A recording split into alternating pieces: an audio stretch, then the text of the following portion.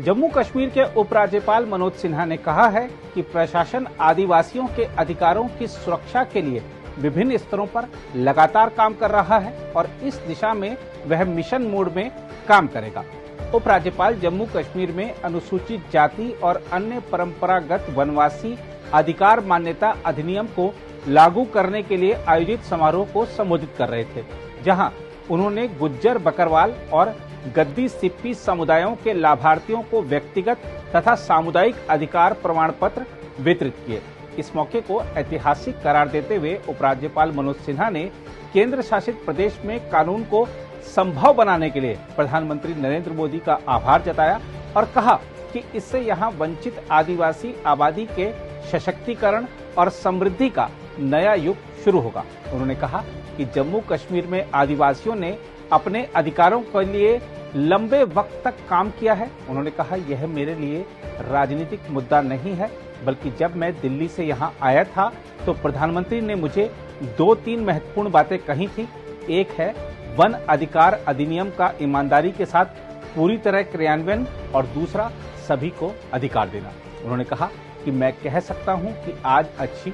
शुरुआत हुई है। प्रभा साक्षी संवाददाता ने इस कार्यक्रम के बाद उन लोगों से बात की जिन्हें उपराज्यपाल ने प्रमाण पत्र प्रदान किए। आइए देखते हैं क्या कह रहे हैं। ये जो फॉरेस्ट राइट एक्ट है, the scheduled tribe and other traditional forest developers act, recognition of rights जिसके तहत दिया जा रहा है, वो एक्सटेंड किया गया था जम्मू एंड कश्मीर में दिसंबर लास्ट ईयर।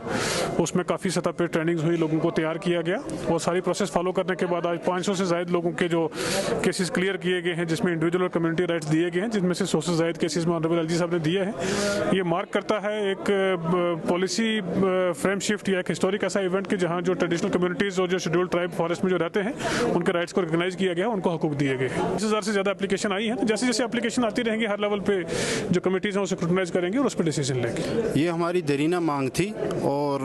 2015 से हम इस कोशिश में लगे हुए थे, जितने भी एक्टिविस्ट थे, और मैं अपने डिस्ट्रिक्ट बांडीपोरा की तरफ से था और ये हमारी देरीना मांग आज पूरी हुई है। इसके लिए हम गवर्नमेंट ऑफ इंडिया का शुक्रिया अदा करते हैं और क्योंकि हम लोग जंगलों में रहने वाले हैं, जंगलों से हमारा ताल्लुक है, आज तक हमें उसका राइट नहीं मिला, आज पहली मरतबा उसका हमें राइट मिला है। हम गवर्नमेंट ऑफ इंडिया खुसूसन एलजी साहब का और हमारे जितने भी डीसी साहिबान हैं जिनका इनमें अहम रोल है, उनका शुक्रिया अदा करते हैं। हम 2014 से इसके लिए लड़ रहे थे, आज हमारी ख्वाब शर्मिंदा ताबीर हुई है। तो मैं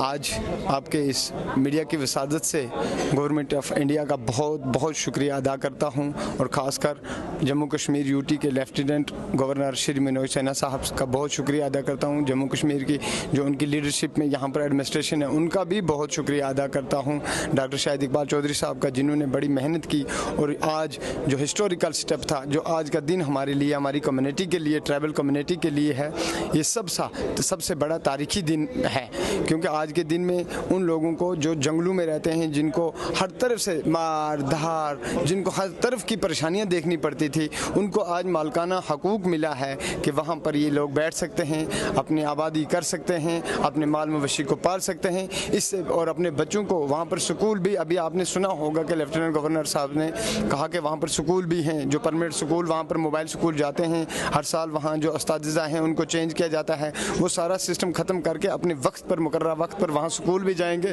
तो इससे हमें, मैं क्या एक्सप्लेन नहीं कर सकता कि कितने फ़ायदे मिल रहे हैं हमारी कम्युनिटी को। तो इसलिए मैं आपके माध्यम से हिंदुस्तान की सरकार, भारत सरकार, जो हमारी मुल्क की सरकार है, इसका तहे दिल से अपनी कम्युनिटी की तरफ से शुक्रिया अदा करता हूँ। जी